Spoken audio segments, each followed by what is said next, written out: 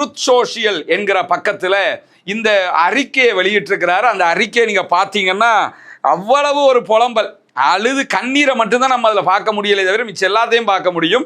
இந்த பத்திரிகைகள் எல்லாம் ஒரு காலத்துல முழுவதுமாக அமெரிக்கா சொல்றதையும் இஸ்ரேல் சொல்றதையும் எழுதினவங்க.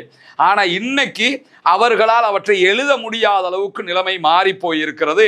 இந்த காட்சியில் நீங்க பார்க்க முடியும். இன்றைக்கு இஸ்ரேலிய ஆக்கிரமிப்பு ராணுவம் ஃப்ரீடம் ஃப்ளோட்டிலாவை சேர்ந்த கப்பல்களை கைப்பற்றுவதற்காக சென்ற காட்சிகளை தான் வெளியிட்டிருக்கிறார்கள்.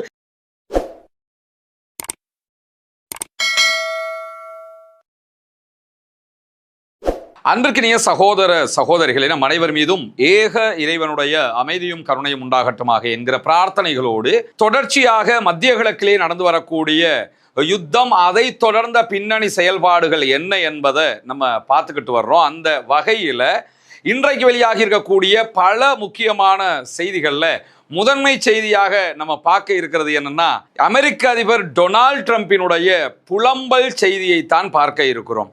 தலைவன் ரொம்ப டெரராகி இன்னைக்கு டென்ஷன் ஆயிட்டாப்ல. டென்ஷன்னா உச்சகட்ட டென்ஷனுக்கு போய் இருக்கிற எல்லா மீடியாக்கும் பத்திரிகைக்கும் திட்டி தீர்த்திருக்கிறாரு.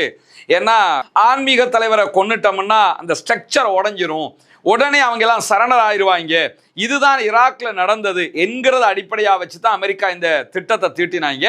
ஆனா ஈரானுடைய திட்டங்களை அவர்கள் அறியாத காரணத்தினால ஈரான் மிக லாவகமாக அந்த திட்டங்களை எல்லாம் முறையடித்து தன்னுடைய ஆட்சி கட்டமைப்பையும் பாதுகாத்து கொண்டு அமெரிக்க இஸ்ரேலுக்கு எதிரான யுத்தத்தில் பாரிய வெற்றியை அடைந்து விட்டார்கள். இந்த நிமிடம் வரைக்கும் ஹொர்முஸ் நீர்ப்பரப்பை அமெரிக்காவால் ஓபன் பண்ண முடியலைங்கிறதும் அந்த தோல்விக்குரிய ஒரு காரணமாக பார்க்கப்படுகிறது. அதே நேரம் அரபு நாடுகளில் இருந்து எல்லா அமெரிக்கன் பேஸையும் அடிச்சு துவச்சி தொங்க விட்டாப்புல ஈரானுடைய ராணுவம்ங்கிற கதையெல்லாம் நமக்கு தெரியும். அதனால இந்த வார்ல மிகப்பாரிய தோல்வியை அமெரிக்கா